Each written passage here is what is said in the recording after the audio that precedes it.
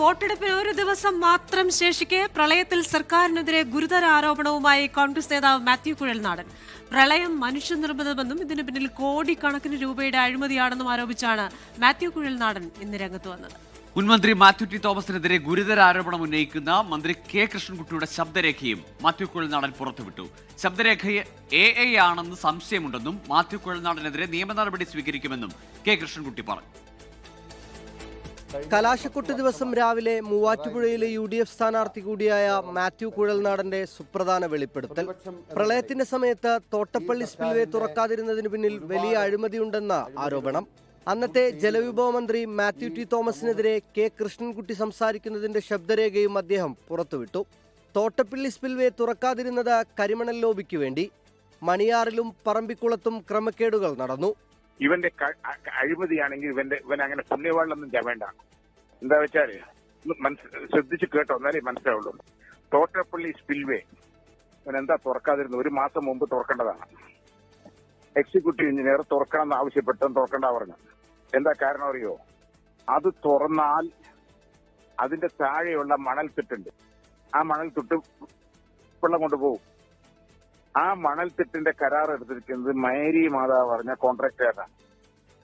അവന് കൊടുത്തിരിക്കുന്നത് വെറും ക്യൂബിക് ഫീറ്റിന് 62 രൂപയ്ക്കാണ്. പ്രളയം വന്നതിൽ, പ്രളയം മാനേജ് ചെയ്തതിലോ ഡാം മാനേജ്മെന്റ് നടത്തിയതിലോ ഒക്കെ ചെറിയ പ്രശ്നങ്ങൾ ഉണ്ടായി എന്ന് ആരെങ്കിലും പറയും. ചെറിയ പ്രശ്നങ്ങൾ ഉണ്ടായിരുന്നു. പക്ഷെ എങ്ങനെ ആ പ്രശ്നങ്ങൾ ഉണ്ടായി, എന്തുകൊണ്ട് ആ പ്രശ്നങ്ങൾ ഉണ്ടായി എന്ന് പരിശോധിച്ചാൽ കേരളത്തെ ഞെട്ടിക്കുന്ന യാഥാർത്ഥ്യമെന്ന് പറയുന്നത് പിണറായി സർക്കാരിന്റെ അധികാരത്തിലിരുന്നവരുടെയും കോടികളോടുള്ള മോഹവും അതിമോഹവും ആണ് നമ്മളെ ഈ നിലയിൽ തകർത്ത് തരിപ്പണമാക്കിയത്.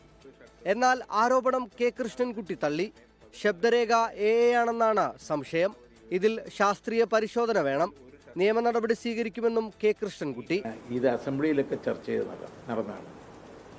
അന്ന് മാത്യു കുഴൽനാടൻ എന്തെങ്കിലും അത് പറയാമായിരുന്നല്ലോ. അപ്പോൾ ഇത് തന്നെ ഒരു സംശയത്തിൻ്റെ നിഴലിലാണ്. ഞാനത് നിയമപരമായി എന്താ നടപടി സ്വീകരിക്കും. AI കൊണ്ട് എന്താണെന്നുള്ളതിന് ഞാൻ അങ്ങനെ പറഞ്ഞതായിട്ട് എനിക്ക് ഓർമ്മയില്ല, ശ്രദ്ധയുമില്ല. ഞാനങ്ങനെ പറഞ്ഞിട്ടുമില്ല എന്നാണ് എൻ്റെ വിശ്വാസം. അതല്ലേ ലക്ഷ്യമുണ്ടല്ലോ, മാത്യു ടിയെ ഒന്ന് മോശമാക്കണം എന്നുള്ള രീതിയിലുള്ള ഒരു രാഷ്ട്രീയ ലക്ഷ്യമല്ല, അല്ലാണ്ട് വേറെന്താ ഉള്ളത്? ആരോപണം തള്ളിക്കളഞ്ഞ മാത്യു ടി തോമസും രംഗത്തെത്തി.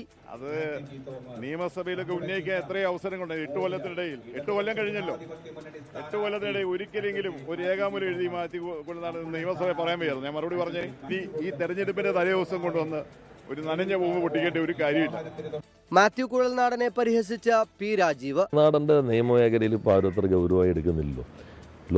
കേരളത്തിൽ ആദ്യമായിട്ടൊരു MLAക്ക് കോസ്റ്റ് അടിക്കണോ എന്ന് സുപ്രീം കോടതി ചോദിച്ചത്.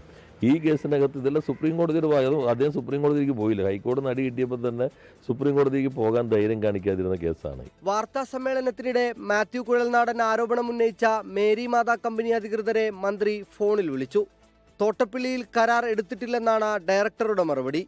കലാശക്കൊട്ടിന്റെ ഇനിയുള്ള മണിക്കൂറിൽ ആരോപണം സജീവ ചർച്ചയാകും എന്നുറപ്പ്. 24 കൊച്ചി.